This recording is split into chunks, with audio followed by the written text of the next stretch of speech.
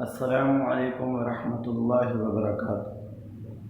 الحمد للہ الذی اعزنا بالاسلام واکرمنا بالایمان وشرفنا بنبیہ المصطفى والقرآن، احمدہ تعالی واشکر واشہد ان لا الہ الا اللہ وحدہ لا شریک لہ واشہد ان سیدنا وسندنا ومولانا محمدا عبدہ ورسولہ، اما بعد۔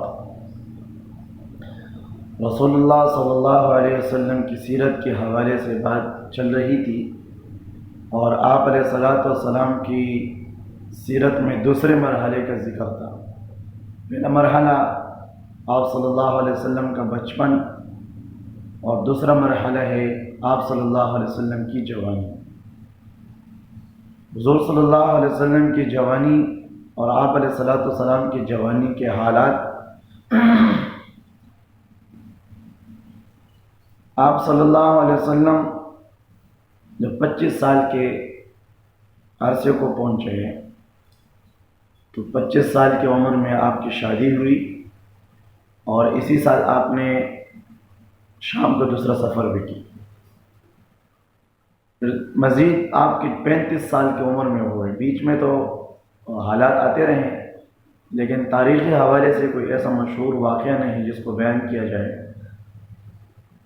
جو بڑا کام حضور صلی اللہ علیہ وسلم کی جوانی میں نبوت ملنے سے پہلے ایک اور بڑا کام ہوا، وہ بیت اللہ کی تعمیر ہے، جو ہمارے آج کے درس کا موضوع ہے کہ بیت اللہ کی تعمیر حضور صلی اللہ علیہ وسلم کے زمانے میں ہوئی، اس میں کیا واقعہ پیش آیا، اور اس میں حجر اسود کا ذکر ہے، کس کونے میں حجر اسود ہے، حجر اسود کی تاریخ کیا ہے، اور تیسرا موضوع کہ بیت اللہ کی تعمیر کتنی مرتبہ ہوئی، کتنے مرحلوں سے بیت اللہ کی تعمیر گزر چکی ہے، کس کس دور میں بیت اللہ کی تعمیر ہوئی ہے۔ میں اپنے اس موضوع پر جانے سے پہلے ایک گزارش ضرور کرتا ہوں، وہ یہ ہے کہ اس درس کو اور سیرت کو مسلسل بار بار سننے کے لیے اس چینل کو سبسکرائب کریں، تاکہ آپ ہر سلسلے کا درس سنیں، جو بالترتیب ایک سلسلہ ہے درس کا، تاکہ آپ کو حضور کی زندگی پوری طریقے سے سمجھ آئیں اور آپ پوری زندگی سن لیں، اور اس کو آگے شیئر کریں تاکہ آپ کسی اور کے سننے کا ذریعہ بنیں۔ آپ کے ذریعے سے جو سنے گا، عمل کرے گا، یقیناً آپ کو اس میں پورا اجر ملے گا، اور یہ حضور کا حق بھی ہے کہ ہم خود جو حضور کی زندگی سیکھے، اس پہ عمل کریں، ہم اوروں کو بھی حضور کی زندگی کی طرف بلائیں، حضور کی زندگی ان کو سنائیں، ان کو سکھائیں، تاکہ وہ بھی عمل کریں۔ یہ حضور کا حق ہے ہر مسلمان پہ۔ تو حضور صلی اللہ علیہ وسلم 25 سال کی عمر میں تھے، اور قریش اور مکے کے لوگوں نے، عرب کے لوگوں نے اس وقت مشورہ کیا کہ بیت اللہ کی تعمیر بہت بوسیدہ ہو گئی ہے، اور اس کی وجہ یہ تھی کہ وہاں جو بیت اللہ کا جو جگہ ہے، جہاں بیت اللہ ہے، چونکہ پہاڑوں کے بیچ میں ہے، اور جب بارش ہوتی تو وہاں کی بارش بھی زیادہ ہوتی ہے وہاں، تو پورا پانی پہاڑوں سے جمع ہو کر بیت اللہ کے پاس یہاں جمع ہو جاتا تھا۔ تو بہت سارا اس پانی کی وجہ سے اور پانی کے جمع ہونے کی وجہ سے بیت اللہ کی جو دیواریں تھیں وہ بوسیدہ ہو گئی تھی، کمزور ہو گئی تھی۔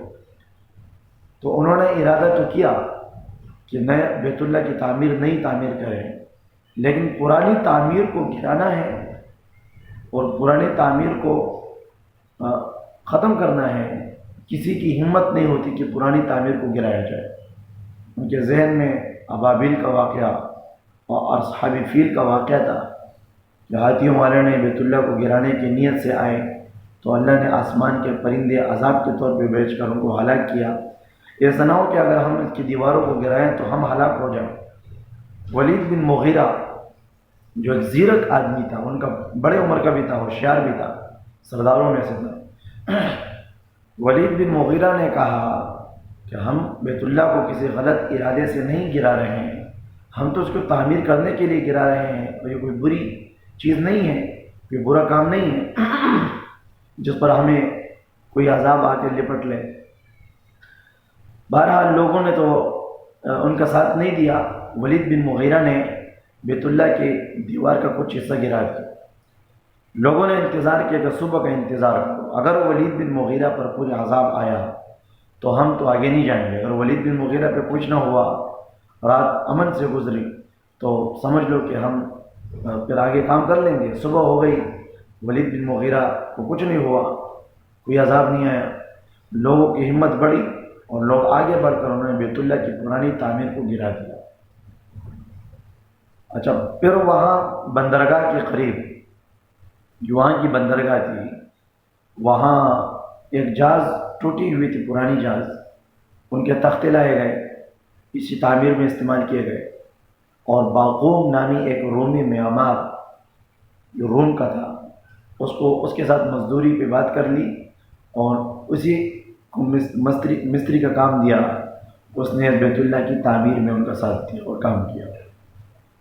بیت اللہ کی تعمیر تو پوری ہو گئی، اور بیت اللہ کی تعمیر پورا ہونے کے بعد ایک مسئلہ پیش آیا. مسئلہ یہ تھا کہ بیت اللہ کے 4 کونے ہیں، جو بیت اللہ شریف کے کونے ہیں، چورس جو بنا ہوا ہے، 4 کونے ہیں. ایک کونا ہے رکن کہتے ہیں، رکن 4 رکن ہیں اس کے. ایک رکن حجر اسود ہے، جہاں حجر اسود ہے لگا ہوا ہے، نصب ہے، وہاں جا کر لوگ اس کو بوسہ دیتے ہیں. جو عمرے کے لیے جاتے ہیں، حج کے لیے جاتے ہیں، ایسے بھی جاتے ہیں، بوسہ دینا مسنون ہے. ایک رکن عراقی ہے جس کا رخ عراق کی طرف ہے. ایک رخ شامی ہے جس کونے کا، جس رکن کا رخ عراق شام کی طرف ہے. اور ایک رکن یمانی ہے جس کا رخ یمن کی طرف ہے. یہ 4 کونے ہیں، 4 اس کے رکن ہیں. تو حجر اسود کو چونکہ تعمیر بیت اللہ کو پرانی تعمیر گرانے سے پہلے اس کو نکالا گیا، وہاں رکھا گیا. اب دوبارہ حجر اسود کو اپنی جگہ پر رکھنے کی باری تھی، اس کی جگہ تیار تھی. لیکن اس میں مسئلہ پیش ہوا. مسئلہ یہ آیا کہ ہر قبیلہ یہ چاہ رہا تھا کہ بھئی یہ حجر اسود ہم رکھیں اور یہ عزت اور یہ شرافت کا کام ہمارے قبیلے والے کے کھاتے میں آ جائے، اس کے کھاتے میں آ جائے، تاکہ آئندہ کو یاد کرے تو ہمارے قبیلے کی عزت ہو کہ فلاں قبیلے نے حجر اسود وہاں رکھا ہے. تو قبائل زیادہ تھے ان کے قبیلے، اور بیچ میں ان کی بعض مباحثہ چلتے چلتے جنگ تک بات پہنچ گئی. ہر قبیلے کی خواہش تھی کہ ہم یہ اس حجر اسود کو اس کی جگہ پہ ہم رکھیں گے. یہاں تک کہ انہوں نے خون کے پیالوں میں، خون کے برتنوں میں اپنی انگلیاں ڈال دی. یہ عرب کا ایک دستور تھا اور ان کا ایک رواج تھا کہ وہ جب کسی چیز پر، کسی بات پختگی پر قسم کھاتے تھے تو خون کے برتنوں میں خون رکھتے، جانور کا کسی بھی چیز کا خون ڈالتے، پھر خون کے برتنوں میں اپنی انگلیاں ڈبوتے، ہاتھ رکھتے، قسم کھاتے کہ ہم اس وقت تک پیچھے نہیں ہٹیں گے یا ہم مر جائیں یا اس اعزاز والی چیز کو ہم حاصل کر لیں. یہ عرب کا دستور تھا. تو انہوں نے جب یہ قسمیں کھائی تو سمجھ گئے کہ اب تو بات لوگ پیچھے نہیں ہٹ رہے، کس طریقے سے بات نہیں بنے گی. ولید بن مغیرہ وہی آدمی جس نے بیت اللہ کی سب سے پہلے جو ہے اس نے کام شروع کیا تھا.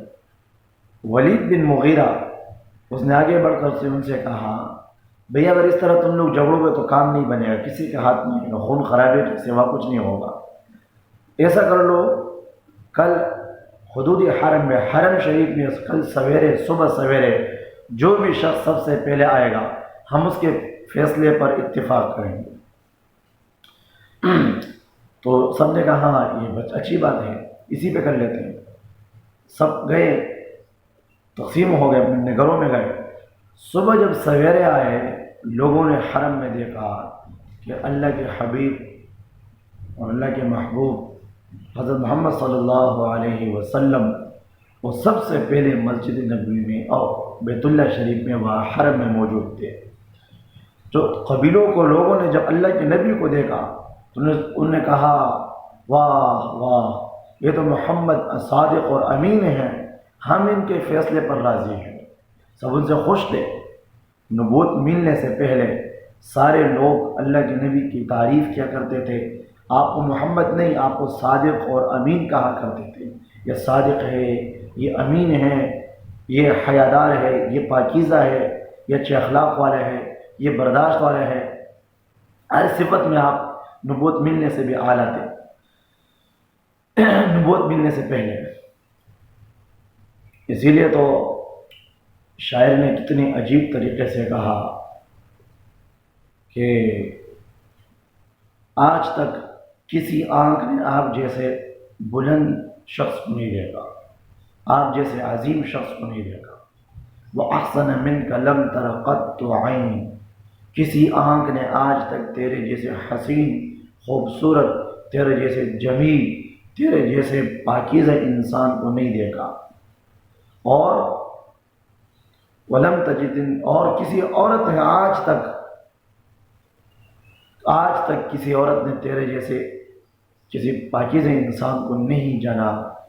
اور کیا خلاصہ کہوں، کیا بتاؤں، خلقت مبرأ من کل عیب، آپ تو عیوب سے ایسے ہی پاک ہے جیسا کہ تو نے خود چاہا اور اللہ نے تمہیں ایسا ہی پیدا کیا. کأنک قد خلقت کما تشاء، یوں ہے جیسا کہ تو نے جیسا چاہا اللہ نے تجھے ایسے پیدا کیا. تو اتنے پاکیزہ عالی اخلاق کے نبوت ملنے سے پہلے لوگ آپ کو امین، صادق اور امین کہا کرتے تھے. سب راضی ہو گئے، ہم راضی ہیں، جو فیصلہ آپ کر لیں. آپ نے اعلان فرمایا، فیصلہ کیا، ایک چادر لے آؤ. ایک چادر لائی گئی، چادر کو بچھایا، پھر آپ نے اپنے دستے مبارک سے وہ پتھر کو اٹھا کر چادر پہ رکھا. پھر اعلان کیا قبائل کو، ہر قبیلہ اپنے ایک سردار اور ایک نمائندے کو ایک پر اتفاق کر کے یہاں بھیج دو. سارے قبائل والوں نے ایک ایک شخص وہاں بھیجا. اللہ کے نبی نے فرمایا ہر سردار چادر کو ارد گرد سے پکڑ لو، ان کے کونوں سے پکڑو. تمام سرداروں نے چادر کو ان کے اطراف سے پکڑا، اٹھایا اور جہاں رکھنے کی جگہ تھی وہاں لے کے گئے. اللہ کے نبی نے اپنے دستے مبارک سے حجر اسود کو اٹھا کر اس کی مقام پہ رکھا اور وہاں ان کو نصب کیا. سارے قبیلے خوش ہوئے، ہر قبیلہ یہ سمجھ رہا تھا کہ حجر اسود ہم نے رکھا. یہ اللہ کے نبی کے فیصلے، یہ اللہ کے حبیب کا فیصلہ. کتنا عجیب فیصلہ اللہ کے نبی نے فرمایا. آپ خود بھی اٹھا کر وہاں رکھ سکتے تھے، آپ کو اختیار تھا کہ آپ جس طرح فیصلہ کر لیں. آپ اگر کسی ایک قبیلے کو بھی چنتے کہ آپ رکھ لیں باقی نہ رکھیں، کوئی آپ پر اعتراض نہیں کرتا. لیکن آپ نے نبوت ملنے سے پہلے بھی زندگی ایسی گزاری کہ لوگ آپ سے خوش تھے. لوگ آپ کے اخلاق سے، آپ کے کردار سے، آپ کی امانت داری سے، آپ کے حیا سے، آپ کے اخلاق سے خوش تھے. آپ کو لوگ تسلیم کرتے، دلی طور پہ آپ کو لوگ مانتے. نبوت ملنے کے بعد بھی جو لوگ مخالفت کرتے اندرونی طور پہ آپ سے متاثر تھے، لیکن ظاہر ان کی ایک ضد تھی، آپ کی ظاہری بات تسلیم نہیں کرتے تھے. تو حجر اسود رکھا گیا، بیت اللہ کی بات ہو گئی. حجر اسود یہ پتھر ہے، پتھر. حضور صلی اللہ علیہ وسلم نے فرمایا حجر اسود یہ دودھ سے زیادہ سفید تھا. یہ جنت سے آیا ہوا پتھر ہے، دودھ سے زیادہ سفید تھا. بنی آدم کے گناہوں نے ان کو سیاہ کر دیا، کالا کر دیا. جا کر لوگ چومتے ہیں، ان کو بوسہ دیتے ہیں. گناہوں نے ان کو کالا کر دیا، سیاہ کر دیا.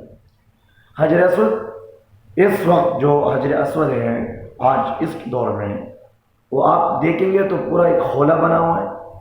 اس خولے کے اندر پتھر نظر آتا ہے، اس میں چھوٹی چھوٹی ٹکیاں نظر آتی ہیں، تقریباً 7-8 ٹکیاں ہیں چھوٹی چھوٹی.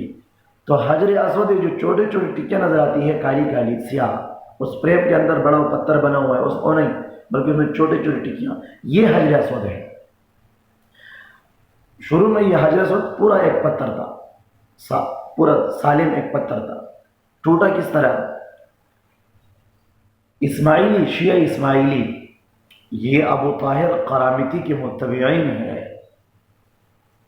انہوں نے یہاں بیت اللہ پر چونکہ غلبہ کیا تھا اور بیت اللہ سے حجر اسود کو اٹھا کر لے کے گئے تھے 319 ہجری میں. 319 ہجری میں یہ لے کے گئے تھے احسا کے مقام پر ان کے پاس پڑا رہا. 20 سال تک تقریباً ان کے پاس رہا. پھر یہاں مسلمانوں کے حکمرانوں نے ان پر غلبہ پا کر 20 سال کے بعد 339 ہجری میں ان سے واپس لیا اور یہاں نصب کیا. اچھا، اس کے بعد بہت سے واقعات ایسے پیش آئے، ایسے حالات آئے جس کی وجہ سے حجر اسود ٹوٹ گئی تھی اور چھوٹے چھوٹے ہو گئے تھے.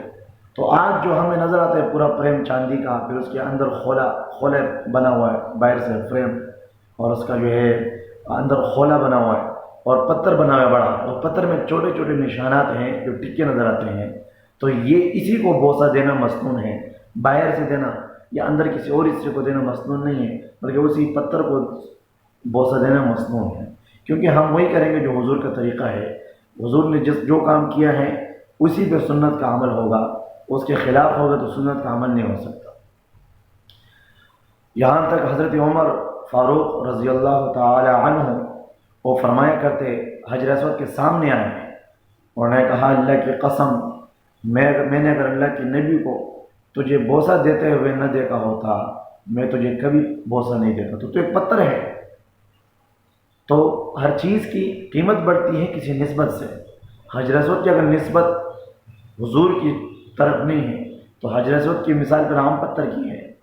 جس پتھر، جس پہاڑ، جس گھر، جس زمین، جس مصلے کی، جس تسبیح کی، جس بالو کی، جس ٹوپی کی، جس کرتے کی، جس عمامے کی نسبت حضور کی طرف ہے، اللہ کی قسم دنیا کے سارے خزانوں سے اس کی قیمت زیادہ ہے.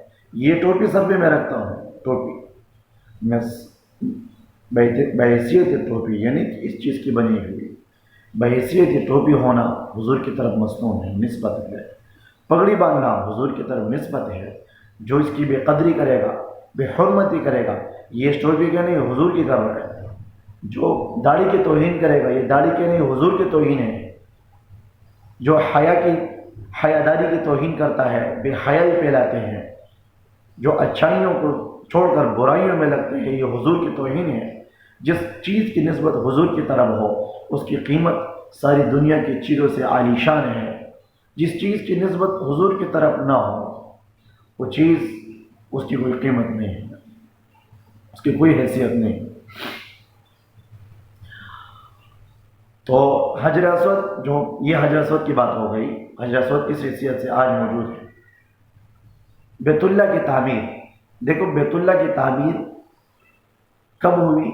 سب سے پہلے بیت اللہ کی تعمیر حضرت آدم علیہ السلام کے ذریعے سے ہوئی، اس دور میں ہوئی پہلی تعمیر. ان اول بیت وضع للناس للذی ببکۃ مبارک ہدی للناس فیہ آیات بینات. اللہ تعالیٰ قرآن کریم میں فرماتا ہے، او کما قال اللہ تعالیٰ، کہ قرآن کی آیت غلطی نہ ہو جائے. اللہ تعالیٰ فرماتے ہیں زمین پہ سب سے پہلے جو گھر بنا ہے، ان اول بیت وضع للناس، سب سے پہلے زمین پہ بننے والا گھر وہ اللہ کا گھر ہے، وہ بیت اللہ ہے. بیت اللہ کی تعمیر زمین پہ سب سے پہلے ہوئی ہے. یہ پہلا اللہ کا گھر ہے جو ہدایت کے لیے، جو لوگوں کی رہنمائی کے لیے، ہدایت کے حساب سے بھی بیت اللہ کی تعمیر سب سے پہلے ہے، اور تعمیروں کے لحاظ سے بھی زمین پہ بننے والا سب سے پہلا گھر ہے بیت اللہ. پھر اس کے بعد چلتا چلتا نوح علیہ السلام کے زمانے میں طوفان کی وجہ سے بالکل اس کا نام و نشان مٹ گیا تھا. تو ابراہیم علیہ السلام نے دوسری تعمیر کی. اللہ تعالیٰ نے اس کے ذریعے سے دوسری تعمیر کری، اور اللہ تعالیٰ نے اس کے بارے میں قرآن کریم میں فرمایا. حج کے ارکان سے شروع ہوئے، حج کے احکامات ان سے شروع ہوئے. وَإِذْ يَرْفَعُ إِبْرَاهِيمُ الْقَوَاعِدَ مِنَ الْبَيْتِ وَإِسْمَاعِيلُ رَبَّنَا تَقَبَّلْ مِنَّا إِنَّكَ أَنْتَ السَّمِيعُ الْعَلِيمُ. اللہ تعالیٰ فرماتا ہے یاد کرو، اس وقت کو یاد کرو جس وقت ابراہیم علیہ السلام اور ان کے ساتھ ان کے بیٹے اسماعیل علیہ السلام بیت اللہ کی تعمیر کر رہے تھے، بنیاد رکھ رہے تھے، دعا مانگ رہے تھے اللہ ہماری اس تعمیر کو قبول فرما، ہماری اس محنت کو قبول فرما. دوسری تعمیر ابراہیم علیہ السلام کے دور میں ہوئی، ابراہیم علیہ السلام کے زمانے میں. پھر اس کے بعد تعمیر ہوئی یہ اللہ کے نبی کی، جب آپ علیہ السلام 25 سال کی عمر میں تھے، 35 سال کی عمر میں تھے، کہ بیت اللہ کی تعمیر ہو گئی. لیکن اس میں کچھ حصہ باہر رہ گیا جو حتیم کہلاتا ہے. حتیم چھوٹی دیوار لگی اس کے ساتھ، یہ بھی بیت اللہ کا حصہ ہے. لیکن چونکہ یہ باہر رہ گئی، اس کی وجہ یہ ہوئی کہ قریش کے لوگوں نے، مکہ کے لوگوں نے یہ بات طے کی تھی کہ ہم بیت اللہ کی تعمیر ان پیسوں سے کریں گے جو حلال پیسے ہو، حرام پیسے نہ ہو، جو ڈکیتی کے پیسے نہ ہوں، کسی سے لوٹے ہوئے پیسے نہ ہوں، سود، عام طور پہ سود رواج تھا، سود کے پیسے نہ ہوں، تو عام جو اور ناجائز طریقے ہیں، شراب کے پیسے نہ ہوں۔ تو ان کے پاس جو خرچہ تھا وہ اتنا ہی ہوا، باقی حصے کا ان کے پاس خرچہ کم پڑ گیا، تو انہوں نے اسی طریقے سے اس کی تعمیر اسی جگہ پہ کی۔ لیکن حضور صلی اللہ علیہ وسلم نے آپ نے ایک تمنا کی، آپ نے ارشاد فرمایا کہ اگر میری قوم نئی نئی مسلمان نہ ہوئی ہوتی تو میں بیت اللہ کی تعمیر ویسا کر دیتا جیسے پہلے تھا، میں اس کی تعمیر پورا کر لیتا، میں حتیم کا ایریا بھی اس میں گھیر دیتا، جو حتیم کا حصہ رہ گیا ہے۔ پھر چلتے چلتے عبداللہ بن زبیر جو حضرت عائشہ صدیقہ رضی اللہ تعالی عنہ ام المؤمنین ان کا بھانجا ہے، تو جب وہ کچھ دنوں کے لیے حاکم بنے مکہ کے، تو انہوں نے حضور اپنی خالہ سے، حضرت عائشہ صدیقہ رضی اللہ عنہ سے، پھپھی سے وہ سن لی کہ بھائی میں، حضور صلی اللہ علیہ وسلم نے یہ تمنا فرمائی ہے کہ بیت اللہ کو میں اس طرح بنا لیتا اگر یہ بات نہ ہوتی۔ تو انہوں نے جب یہ سنا تو انہوں نے بیت اللہ کی تعمیر، پرانی تعمیر ہٹا کر یہ حتیم کا ایریا بھی اس کے ساتھ گھیر لیا۔ تو عبداللہ بن زبیر رضی اللہ عنہ نے بھی اس کی تعمیر کی، اور اس کی تعمیر حتیم کا ایریا بھی اس کے ساتھ آ گیا۔ پھر حجاج بن یوسف نے جب ان پہ غلبہ پایا اور عبداللہ بن زبیر رضی اللہ عنہ کو شہید کیا، تو عبداللہ بن زبیر رضی اللہ عنہ کی شہادت کے بعد اس نے ان کے تمام نشانیاں مٹائی۔ تو اسے جب دیکھا کہ بیت اللہ بھی عبداللہ بن زبیر کی نشانی ہے اور اس نے جو تعمیر کی ہے یہ اس کی نشانی ہے، حجاج بن یوسف نے اس کو گرا کر ویسی ہی تعمیر کی جیسے حضور کے دور میں اس کی تعمیر ہوئی تھی۔ پھر اس کے بعد مسلمانوں کے ایک خلیفہ آئے، ہارون الرشید، جو نیک حاکم تھے، حکمران تھے، اور اس وقت امام مالک رحمۃ اللہ علیہ بھی تھے، اس دور میں تھے۔ تو انہوں نے بھی ارادہ کیا کہ میں بیت اللہ کی تعمیر ایسے ہی کر لوں جیسا کہ حضور نے تمنا کی تھی، جیسے کہ عبداللہ بن زبیر رضی اللہ عنہ نے اس کی تعمیر کی تھی۔ تو انہوں نے جا کے امام مالک رحمۃ اللہ علیہ سے پوچھا، ان کو جب پتہ چلا انہوں نے اس کو کہا کہ نہیں، اس طرح اگر آپ بیت اللہ کی تعمیر کریں گے، اگلا حکمران آئے گا وہ آپ کی نشانیوں کو مٹا کر پرانے طریقے پہ کرے گا، اس کے بعد کوئی آئے گا وہ الگ اپنے طریقے پہ کرے گا، اس طرح بیت اللہ ایک کھلونا بن جائے گا، کوئی بنائیں گے کوئی گرائیں گے، اس لیے یہ کام نہ کریں۔ تو انہوں نے منع کیا، تو انہوں نے بیت اللہ کی تعمیر ایسے ہی چھوڑ دی۔ آج بھی اسی نقشے پر ہیں جس نقشے پر حجاج بن یوسف نے تعمیر کی، اور حجاج بن یوسف نے اسی نقشے پہ کی جس نقشے پہ حضور صلی اللہ علیہ وسلم نے تعمیر کی۔ یہ ہو گئی حضور صلی اللہ علیہ وسلم کی جوانی کی بات۔ آپ صلی اللہ علیہ وسلم کی جوانی، اب آپ کی زندگی کا دوسرا بڑا مرحلہ شروع ہوتا ہے۔ پہلا مرحلہ آپ کی زندگی کا پہلا مرحلہ تھا نبوت ملنے سے پہلے، دوسرا مرحلہ ہجرت سے پہلے، تیسرا مرحلہ ہجرت کے بعد۔ 3 مرحلے بڑے تھے۔ پہلے مرحلے میں آپ کی ولادت، بچپن میں ولادت، رضاعت، کفالت، اور پھر اس کے بعد آپ کی جوانی میں کچھ اس قصے، اور جوانی کے آخری آپ کا واقعہ۔ جوانی کے بعد آپ کو نبوت ملتی ہے، اور نبوت سے لے کر ہجرت تک، پھر ہجرت سے وفات تک۔ انشاءاللہ اگلے حصے پر آپ کو نبوت کب ملی، کس عمر میں ملی، کیا واقع پیش آیا، کیسے حالات ہوئے، انشاءاللہ العزیز زندگی رہی تو اگلے درس میں انشاءاللہ اس کو بیان کریں گے۔ اللہ تعالیٰ عمل کی توفیق عطا فرمائے۔